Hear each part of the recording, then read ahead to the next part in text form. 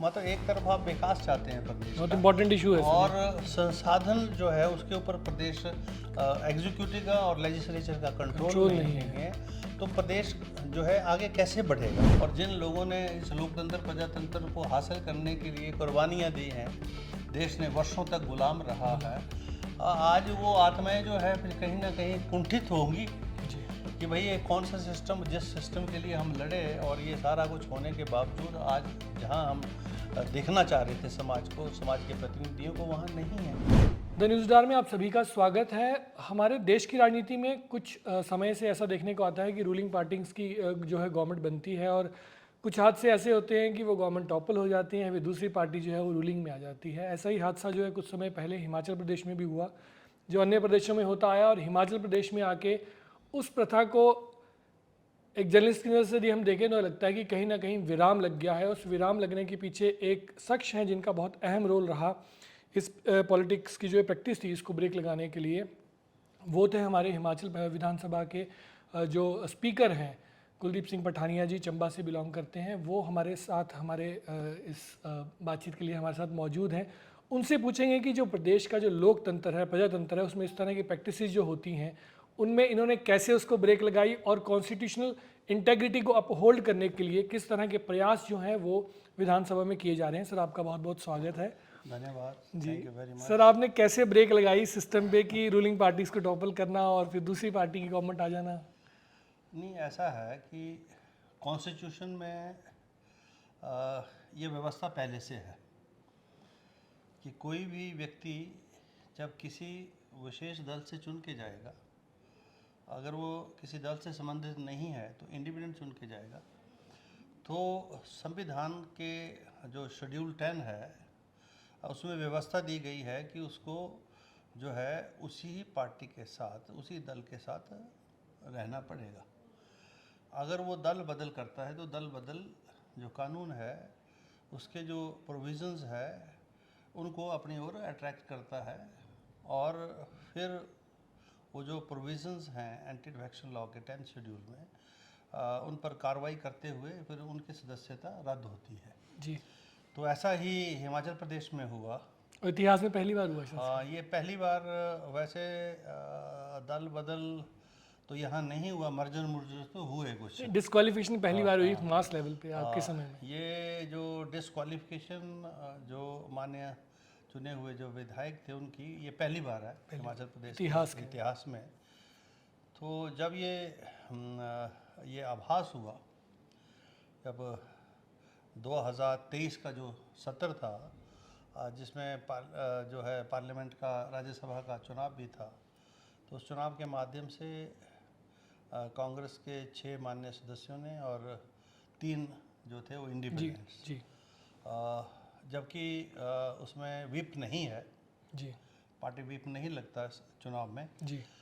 यद्यपि जो है वो दिखा के डालना पड़ता है। जी। तो दिखाने से अभिप्राय यही है कि व्हिप की व्यवस्था तो नहीं है, यद्यपि पार्टी का जो डिसिप्लिन है या पार्टी का जो व्हिप है वो तो चुने हुए उस मान्य सदस्य को जो है उसको कैरी करना पड़ेगा। जी। जी। तो वहाँ से जो है जब पार्टी के व्हिप की डिफाइंस होगी जी। और उसका जो हाव भाव है किसी भी चुने हुए व्यक्ति का, जी। which amounts to a indiscipline also, which amounts that this elected representative has abandoned ji. the ideology from which he has been elected, कि जिस विचारधारा से वो चुने गए हैं उनके आव भाव से, उनके आचरण से ऐसा प्रतीत हो रहा है कि वो जो है उस विचारधारा से बाहर जा रहे हैं, उस विचारधारा को छोड़ रहे हैं। तो यही एंटी डिफेक्शन लॉ की परिधि है। तो जब ऐसा आचरण साबित होता है तो उस आचरण की जो प्रक्रिया है एज ए अध्यक्ष कोसाई जुडिशियल जो पावर्स हैं एज ए चेयरमैन ट्राइब्यूनल, उस संविधान के उन प्रावधानों के तहत उसके ऊपर वो पटिशन आती है, कार्रवाई होती है, और सारे दस्तावेज देखने के बाद जो हमारे विधानसभा के नियम हैं उनके मुताबिक फिर वो सदस्यता जो है रद्द होती है। जी। तो ऐसे 6 मान्य सदस्यों की सदस्यता रद्द हुई और उसको चैलेंज भी किया क्योंकि जुडिशियल स्क्रूटनी उसकी हो सकती है। जी। और वैसे तो स्पीकर का अधिकार क्षेत्र जो है, जो फैसले स्पीकर लेते हैं जी असेंबली के अंदर, उनको किसी भी न्यायालय में चुनौती नहीं दी जा नहीं सकती। दी जा सकती। यद्यपि स्पीकर के पास जब अंदर हाउस के अंदर की जो प्रोसीडिंग है उसको तो चैलेंज नहीं किया जा सकता, उन निर्णय को चैलेंज नहीं किया जाता, लेकिन हाउस के बाहर भी अधिकार क्षेत्र संविधान ने दिए। जैसे 10th शेड्यूल में he is to act like a court, he is to act like a tribunal, जी तो उसकी जुडिशियल स्क्रूटनी उस ऑर्डर की होती है। जी तो माने जो है वहाँ गए, सुप्रीम कोर्ट में गए, तो सुप्रीम कोर्ट ने जो हमने जो फैसला लिया था एंटी डिफेक्शन लॉ के तहत, तो उसको बहाल रखा जी और उनकी पिटीशन को एंटरटेन नहीं किया, ना उनको कोई रिलीफ मिली। जी इसी प्रकार से 3 इंडिपेंडेंट्स थे, जी उन्होंने भी वैसे तो दल उन्होंने जो है ज्वाइन कर लिया था, जो नहीं कर सकते नहीं थे, कर सकते थे। नहीं कर सकते थे, लेकिन साथ में उन्होंने अपना रेजिग्नेशन भी दिया। तो मैंने वो थोड़ा सॉफ्ट डिसीजन लिया, जी उनको सदस्यता रद्द करने की बजाय मैंने उनका जो रेजिग्नेशन था उसको एक्सेप्ट किया।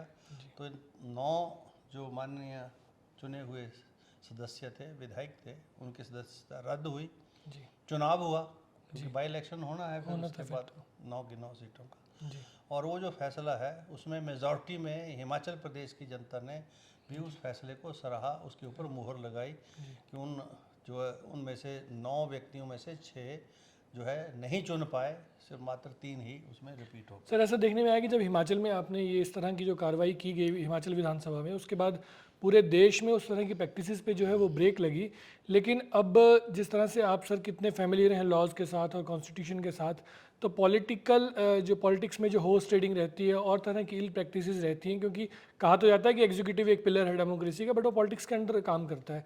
तो पॉलिटिक्स को क्लीन करने के लिए और जो विधायक हमारे रहते हैं कि उनको और स्ट्रांगली जो है वो अच्छे से अपने प्रदेश के भले के लिए, देश के भले के लिए जो है राजनीति करें, उसके लिए किस तरह के प्रयास सर आपके चल रहे हैं? देखो, मैं महसूस करता हूँ कि हमारा जो सिस्टम है वो रिप्रेजेंटेटिव सिस्टम है, जी और जनप्रतिनिधि चुन के जाते हैं, जनता के द्वारा चुन के जाते हैं, चाहे लोकसभा के रूप में हो, चाहे राज्यसभा के रूप में हो, चाहे विधानसभाओं के माध्यम से हो। जनता उसमें जो है निर्णय लेती है, फैसला लेती है और चुन के उनको भेजती है।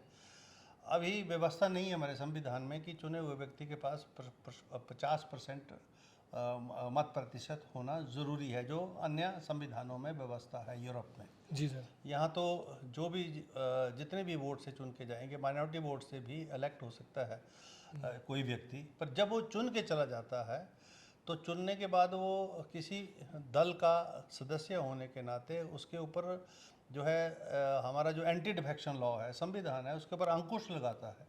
ये पहले नहीं था अंकुश, क्योंकि लोगों जो चुने हुए प्रतिनिधि है उनका morally they should be very strong, ethically they should be very strong, कि वो किसी भी प्रलोभन में ना आए, किसी भी प्रकार से उनको जो है उनका जो चरित्र है उसके ऊपर आक्षेप ना आ सके।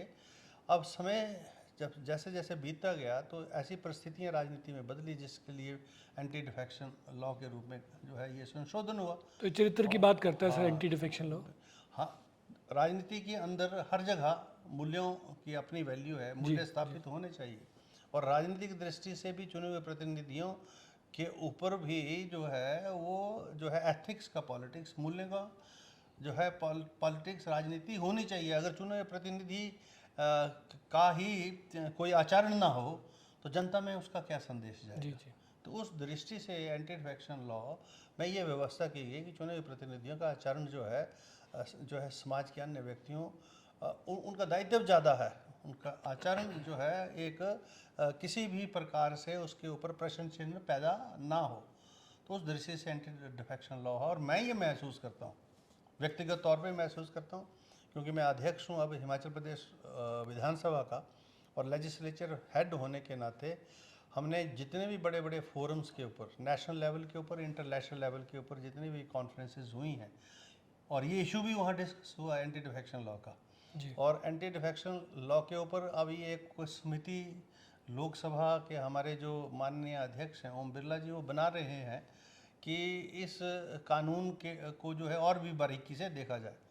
और इन सब विषयों को देखते हुए मैंने अभी जो जोन 2 की जो कॉन्फ्रेंस हिमाचल प्रदेश में होने जा रही है, जिसमें विशेष रूप से 5 राज्यों के माननीय अध्यक्ष और वहाँ से नेता प्रतिपक्ष जी और उपाध्यक्ष और chief whip, deputy chief whip और कुछ में 1-2 जो सीनियर मोस्ट एमएलएज हैं जो उसमें हमने आमंत्रित किए हैं, इनवाइट किए हैं। साथ में अन्य जो हमारे स्पीकर हैं जैसे उत्तर प्रदेश है, गुजरात है, आसाम है, कर्नाटका है, इनके भी हमने जो माननीय अध्यक्ष हैं उनको उसमें बुलाया। उसमें एक विषय मैंने ये भी रखा है, एक विषय तो हमारा ये है कि चुनी हुई जो विधानसभा है उसका अधिकार क्षेत्र है क्या, चुनी हुई विधानसभा का काम क्या है। हमारा काम है लोगों के जो हित के जो विषय हैं उनका समाधान करना और प्रदेश का विकास कराना। तो प्रदेश का जो विकास है जो उसका वो मुनस्सर करता है रिसोर्सेज के ऊपर। अब रिसोर्सेज प्रदेश का विकास एक विधायक, चुने हुए विधायक के ऊपर दायित्व आता है। जब ये चुनाव क्षेत्र में जाता है तो जो जनता है उससे प्रश्न पूछती है, मेरी सड़क का क्या हुआ, उसका क्या हुआ, मेरे मकान के लिए 2 बिस्वे ज़मीन मिलनी थी, डिज़ास्टर में मेरे नुकसान हो गया, मुझे जो है मेरा वो कहाँ है। बिल्कुल। और विधायक बेचारा क्या करे, क्योंकि वो विषयों को विधानसभा में लाएगा, चर्चा में आएंगी जाएंगी। हमारे पास हिमाचल प्रदेश की विधानसभा जैसे है, इसमें आपका जो 67% एरिया फॉरेस्ट एरिया है, तो 67% उस एरिया का जो उससे मुतल्लिक जो कानून है वो तो विधानसभा के अधिकार क्षेत्र में नहीं है। हाँ नहीं, क्योंकि ये जो पर्यावरण है, वन है, आपका नदियों में बहता पानी है, इसका अधिकार क्षेत्र हमारे पास नहीं है, लेजिस्लेचर के पास नहीं है, ये यूनियन के पास है। ठीक कह रहे हैं। जबकि संसाधन हमारा है। हमारे प्रदेश के अंदर जो है बिजली उत्पादन से आप रेवेन्यू जनरेट कर रहे हैं पर लेकिन आपका उसके ऊपर अधिकार नहीं है। ठीक है। जंगल जंगलात को मेंटेन करने का आपका दायित्व है और वो जो हैबिटेशंस जो जंगल के साथ रहती हैं उनका जो है पहली तौर पर उनका अधिकार भी है और उनका कर्तव्य भी है उस जंगल को बचाने। लेकिन वो उस जंगल जब वो मुसीबत में आए तो उनको वहाँ से कुछ ना मिले। तो ये मतलब एक तरफ आप विकास चाहते हैं प्रदेश बहुत का, इम्पोर्टेंट इशू है और संसाधन जो है उसके ऊपर प्रदेश एग्जीक्यूटिव का और लेजिस्लेचर का कंट्रोल नहीं है, तो प्रदेश जो है आगे कैसे बढ़ेगा। तो जो है ऐसी व्यवस्था क्यों न पैदा हो कि जो भी संसाधन है प्रदेश के पास उनमें प्रोपोर्शनेट जो है बंटवारा होना चाहिए केंद्र और प्रदेश का, ताकि प्रदेश की आर्थिकी में उसको बहुत लंबी सोच है सर, बहुत इंपॉर्टेंट इशू है सर। तो ये इशू भी हमने रखा है। फिर एंटी डिफेक्शन लॉ को और कैसे जो है सशक्त किया जाए ताकि चुने हुए प्रतिनिधियों के अंदर जो है उनका आचरण जो है, उनका जो दायित्व कर्तव्य जनता के द्वारा 5 वर्षों के लिए सौंपा जाता है, उस अपने दायित्वों का निर्वहन कैसे करें, उनके ऊपर जो है उनका आचरण ठीक रहे ताकि समाज के अंदर एक उदाहरण के रूप में वो काम करे। तो इसलिए एंटी डिफेक्शन लॉ की जो कमियां हैं उसको भी दुरुस्त करने की ज़रूरत है। आगे एक व्यक्ति चुन के चला जाता है, चुनने के बाद विधायक बन जाता है, विधायक बनने के बाद वो दल बदल करता है, दल बदल करने के बाद जो है वो दूसरे दल से चुन के आता है या नहीं आता है। क्योंकि विधायक बन गया तो उसका अधिकार क्षेत्र, उसको पेंशन मिलेगी, उसका मेडिकल अलाउंस है। जिस व्यक्ति ने चुनकर जो है अपना ही दल को छोड़कर जो है दूसरे दल में गया है और एंटी डिफेक्शन लॉ के प्रीव्यू में आता है, उसको क्या अधिकार होना चाहिए, क्योंकि जनता ने तो उसको रिजेक्ट कर दिया। बिल्कुल। और कानून ने भी जो है उसकी सदस्य रद्द कर दी, तो उसके जो प्रिविलेजेस हैं वो क्यों मिलने चाहिए उसको जी, और उसको उसके ऊपर बंदिश क्यों नहीं लगनी चाहिए कि वो आगे चुनाव जो है 10 साल के लिए चुनाव नहीं लड़ सकता। जी, जैसे अब कानूनन जिसको सज़ा हो जाती है 2 साल से ऊपर, वो चुनाव नहीं लड़ सकता। तो अगर जो है आपको एक रिप्रेजेंटेटिव सिस्टम में एक चुने हुए प्रतिनिधि का आचरण को सुधारना है तो इस प्रकार के सख्त फैसले लेने की आवश्यकता है, इन कानूनों को बनाने की आवश्यकता। बहुत इंपॉर्टेंट इशू दादर 67%। और हम आखिरी सवाल के साथ इस वार्तालाप को विश्राम देंगे। सर, कॉन्स्टिट्यूशन जो लॉ की जो नॉलेज है वो कितनी ज़रूरी है कि आम व्यक्ति को जो संविधान का ज्ञान हो, उसको पता हो सिस्टम के बारे में, और जो हमारे विधायक एग्जीक्यूटिव है उनको भी उन चीज़ों का पता हो, ये कितना ज़रूरी है सिस्टम को पारदर्शी बनाने के लिए सर? ये तो बहुत ज़रूरी है।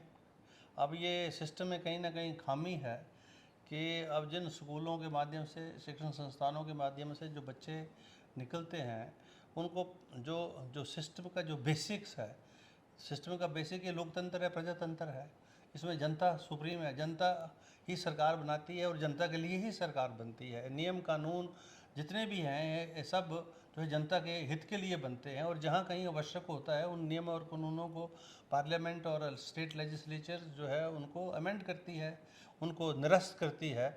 जब ये सारा अधिकार जनता के द्वारा चुने हुए प्रतिनिधियों को दिया गया है तो जनता को तो इस बात का तो ज्ञान होना जरूरी है, और मैं ये समझता हूँ शिक्षा पद्धति के अंदर इन बातों को समझाना ज़रूरी है कि वो रिप्रेजेंटेटिव सिस्टम की इसकी जो बारीकी है इसको ये समझ लें, क्योंकि वही जज है। जब एक वोटर जो है जब वोट डालने के लिए जाता है तो जज के रूप में काम करता है, ही उसने निर्णय लेना है कि उसका प्रतिनिधि कैसा हो, और जब वो निर्णय सही नहीं लेगा जो प्रतिनिधि उसका कैसा होगा और मेजॉरिटी में ऐसा निर्णय नहीं आएगा तो सिस्टम वीक होगा, सिस्टम कमज़ोर होगा, सिस्टम के अंदर बहुत सारी अनियमितताएं पैदा होंगी। और जिन लोगों ने इस लोकतंत्र प्रजातंत्र को हासिल करने के लिए कुर्बानियाँ दी हैं, देश ने वर्षों तक गुलाम रहा है, आज वो आत्माएं जो है फिर कहीं ना कहीं कुंठित होंगी जी कि भाई ये कौन सा सिस्टम, जिस सिस्टम के लिए हम लड़े और ये सारा कुछ होने के बावजूद आज जहां हम देखना चाह रहे थे समाज को, समाज के प्रतिनिधियों को, वहां नहीं है, तो ये कुंठा की बात है। जी, आपने समय दिया सर, शुक्रिया। और दर्शकों को कहना चाहेंगे कि सिस्टम में पब्लिक की भागीदारी जो है वो बहुत ज़रूरी है। यही जो है संदेश विधानसभा के अध्यक्ष से हमें मिला है, और सिस्टम को समझना चाहिए ताकि हमारा देश खूब तरक्की करे, प्रदेश खूब तरक्की करे। नमस्कार, जय हिंद।